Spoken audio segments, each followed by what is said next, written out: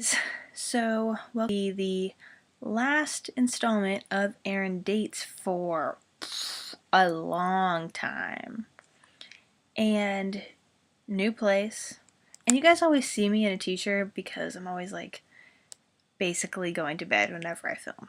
But I'm gonna let you guys know what ended up happening to Matt, or M as I sometimes call him. Basically, we went out for like 3 weeks, and by going out, that was it. We went out on random dates. We hung out a lot. And then about a week ago, I opened up to him about how scared I was, but how happy I was.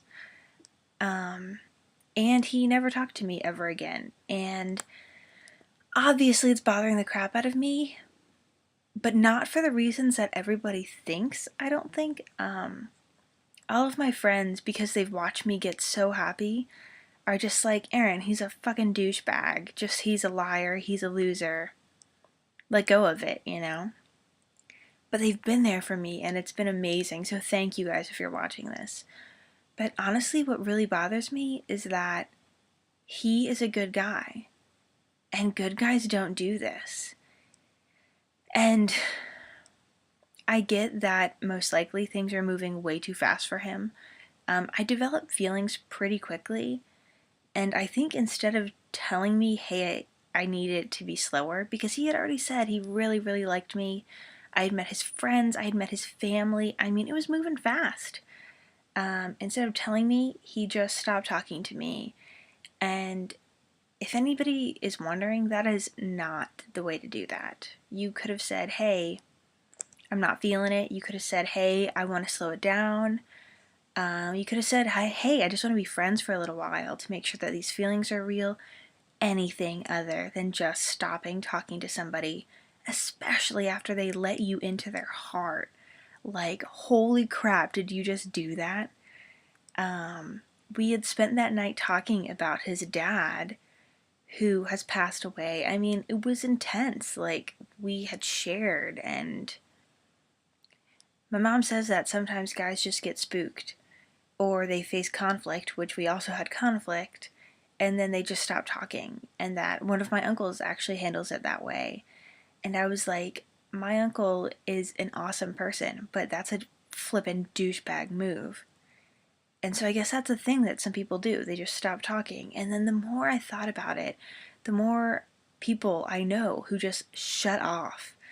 And like, I can't do that. I don't do silent treatment. I'm gonna call you until we work this out or until we yell at each other, because I need to talk about it and I need you to talk about it.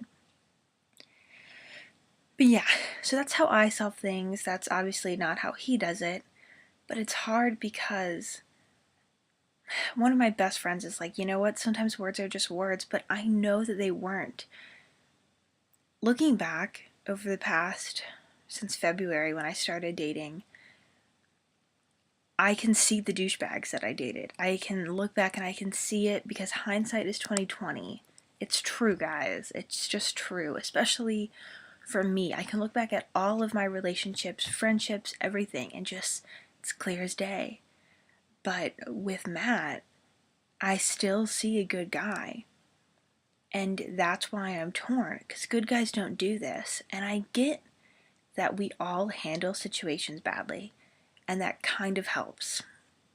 But I've handled some situations really badly in the past. Like, I am number one on my list for like, whoa, girl, you should have thought that through. But never could I even imagine taking somebody's heart and being like, you know what? You're not even worth explaining this to.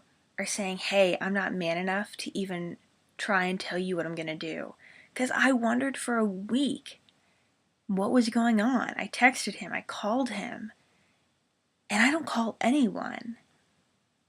I said sorry. I said, hey, what the crap? We need to work this out. I even said goodbye. And nothing. It's hard because the guys in my life would never do that. Even if they didn't want to see me anymore. me and my best guy friend have had it out before. And like we've gotten mad, we've done it. And he would have never just walked away. Ever. Even, I mean, he could walk away to cool off, but it was always a friendship. It was always like, well, we're gonna work this out. And it's hard to know that me and Matt, or Matt and I, spent so much time getting to know each other, and he could just walk away. That's not something a nice person does, or a good person, or a person with flippin' balls. I've broken up with every person I've ever dated, ever liked, everything. I've done it. I've ended friendships. And I don't like conflict, but I feel like it's a necessary part of life. And even if you don't like conflict, I can't understand being able to think about a person that you once cared for because he said it and he meant it. And I'm not saying that like I'm trying to convince myself. It would be a lot easier if I could tell myself that his words were just words and his actions were just actions and that none of it meant anything. But that's not true. And my mom says that, I mean, like, he introduced me to hockey, and now I really enjoy hockey. It's pretty weird. I've never liked a sport before. But he loves hockey, and I actually went to one of his games super late at night, just like a little game, you know? You know, when adults join sports leagues, like, nobody was in the stands. It was me and two other girls. And I know that it meant something to him. And my mom says, you know what, Aaron? You're never going to understand why he does it or why he did it. But at least you know that when he goes and plays games, he's going to remember you up in those stands.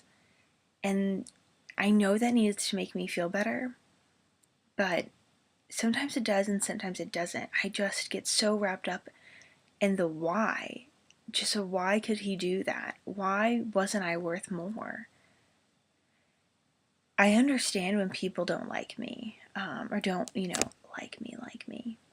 But I don't understand on a very human level openly holding somebody's heart, thinking, maybe I don't want to be with this person anymore, maybe I don't want to do anything, but knowing that all I ever did was be there for him and just taking somebody's heart and throwing it away.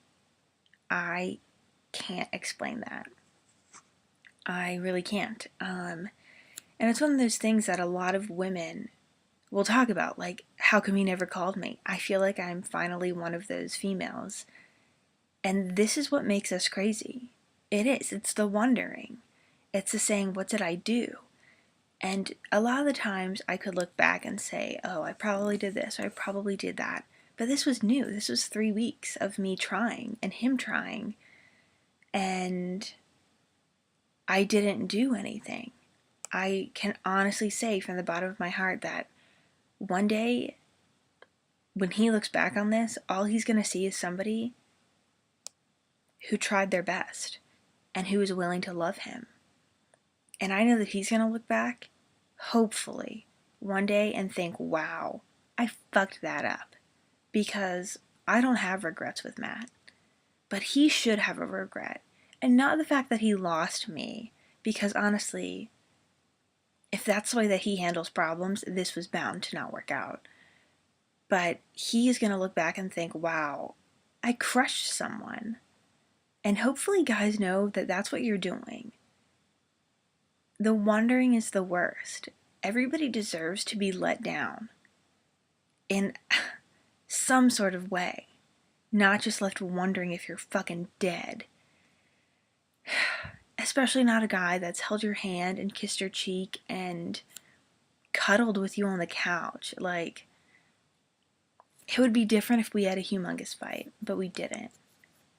And it still blows my mind. And for those of you who know me, that's why we're not talking about Matt anymore, because I'm still trying to be angry at him without physically hurting him, and I'm still trying to just not be really, really sad. But I told myself before Matt that I was done dating, and when him and I started talking, I was like, well, when this is done, I'm going to be done dating. And I am done dating. And it's funny because one of my best friends is like, hey, well, you know, when you stop looking for somebody, that's when they come along. And I'm like, fuck that, man. Fuck that. I need to be happy being alone by myself because I think that's incredibly important for people. And I just hate how much this has bothered me. This has bothered me for over a week now. And I need to be able to not let this bother me so much. And I need for a guy to fight for me for once instead of me fighting for them. And so, yeah, I am done dating in the state of Virginia. Maybe when I go to New Mexico in a few years, it'll be different. But for now, I'm done. And we shall never speak of Matt again, most likely. And if you know me, you know we're never going to talk about him again. And that's about it. I hope one day I won't have to wonder why good people do really fucked up things to people who never hurt them. But maybe one day I'll figure it out. And maybe one day he'll look back when a girl crushes his heart and he'll think of me. And he'll think, wow, all that girl wanted to do is love me. And I hope he does. I know that's mean, but I do. I hope he looks back and thinks, I fucked that up. Because you know what, dude? You did. And it's ridiculous. But, so this is the end of Aaron Dates. Stay tuned for more Aaron Lives, and Aaron is happy, and Aaron is doing fine without Matt Krause in her life. Alright then. Bitter person, out. Happy person, back. Happy fall, y'all.